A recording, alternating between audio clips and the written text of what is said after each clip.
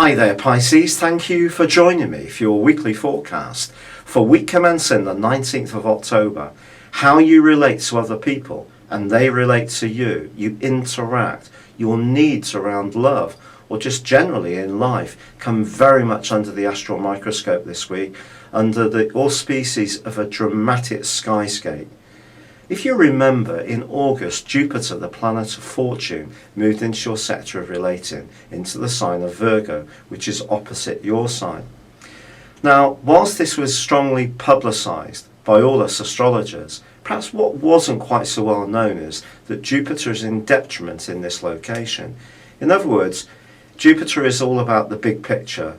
Virgo is much more to do with the detail of situations. But it doesn't mean to say that Jupiter is going to be malefic. It can help us. And this week, it forges an enormously positive link with Mars.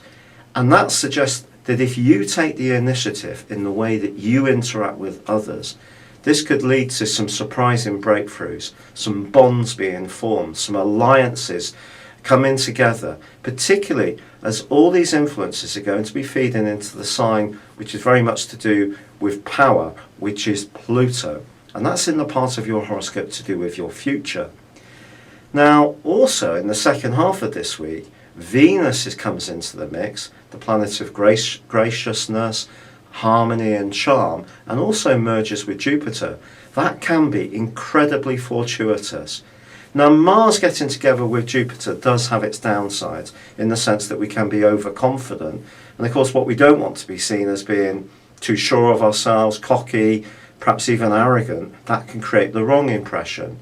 But I think with Venus being there to just encourage you to use the drive that Mars and Jupiter and Pluto give you, but apply it in the right way. Use a little bit of tactics. Just hold on to any impatience. And always remember that other people have a perfect right to see life completely different from ourselves. Then you could make an incredible breakthrough around one key relationship. If you're single, this could mean that you're going to meet someone for the first time. If you do, it doesn't necessarily mean it's going to be a lifelong relationship. It just isn't as easy as that. But it could put you in the frame of mind to be much more outgoing and to connect with other people in a way which can create opportunities, and then you never know.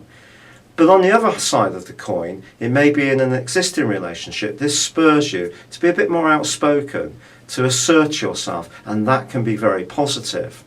But with the Sun forging a quarter moon on Tuesday and Mercury squaring up with Pluto in the second half of this week, the one thing you don't want to do is to try too hard or to demand that everything is on your terms.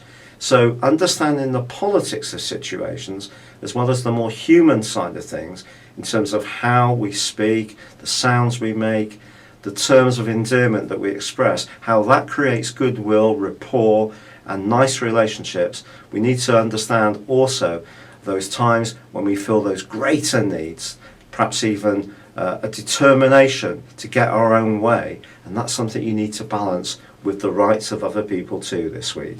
And then once the Sun moves on Saturday into Scorpio, it opens you up to a month of real new possibilities, some exciting vistas. It could even liberate you from an unhappy relationship where you might start to stand your ground to someone who's not been very respectful to you. But whatever happens, relationships for you can go through a major sea change by the end of this week. It's been a real pleasure being with you. Thank you for joining me. Good luck and goodbye for now.